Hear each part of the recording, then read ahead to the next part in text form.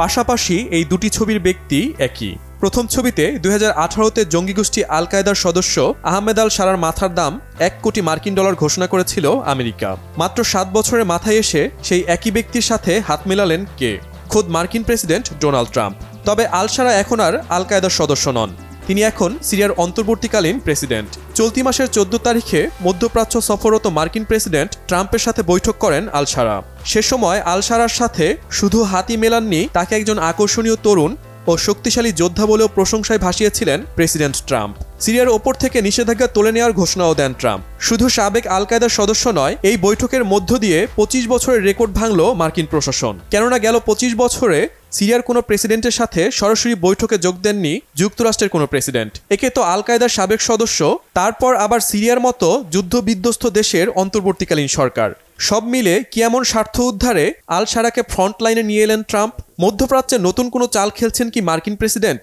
তিনি কি ইরান বিরোধী জোট তৈরি করতে ইসরায়েলের সাথে সম্পর্ক স্বাভাবিক করতে বলছেন আল শারাকে?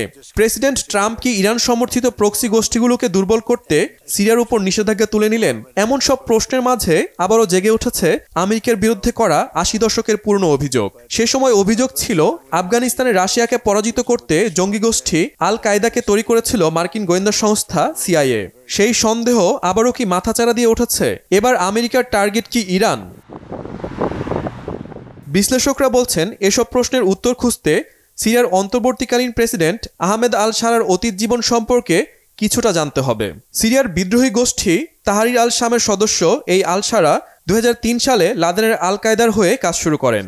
ইরাক যুদ্ধে যুক্তরাষ্ট্র বিরোধী প্রতিরোধ আন্দোলনে যোগ দেন তিনি। সে সময় ছদ্মনাম মোহাম্মদ আল জোলানিতে নিজেকে পরিচয় দিতেন শারা। তখন থেকেই তার নাম ছড়িয়ে পড়ে। 2006 সালে মার্কিন সেনাদের হাতে গ্রেফতারের পর 5 বছর কারাগারে ছিলেন আহমেদ আল শারা।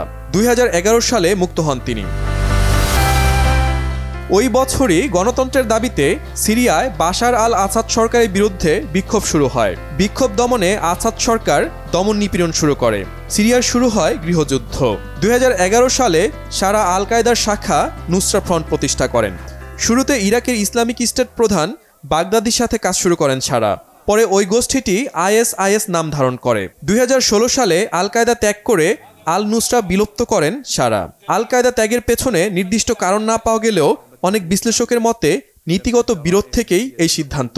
2017 সালে হায়াত আল শাম বা এইচটিএস গঠন করেন শারা।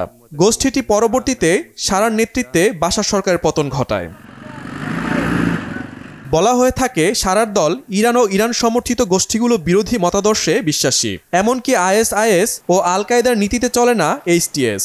বিশ্লেষকদের ধারণা, এটিকে কাজে লাগাতে চান মার্কিন প্রেসিডেন্ট ডোনাল্ড ট্রাম্প। আর এ কারণেই ইসলামিক স্টেটের বিরুদ্ধে সংঘাতে আমেরিকার পাশে শারাকে চেয়েছেন মার্কিন প্রেসিডেন্ট। এছাড়া ইসরায়েল ব্যতীত মধ্যপ্রাচ্যে যুক্তরাষ্ট্রের তেমন কোনো শক্তিশালী মিত্র নেই। ইসরায়েলের সাথে সিরিয়ার সম্পর্ক খুব বেশি ভালো নয়। আলোচকদের মতে ইসরায়েলের সাথে সিরিয়ার সম্পর্ক স্বাভাবিক করতে এবং মধ্যপ্রাচ্যে ইরান বিরোধী একটি শক্তিশালী জোট তৈরিতে সিরিয়াকে কাছে টানছে যুক্তরাষ্ট্র।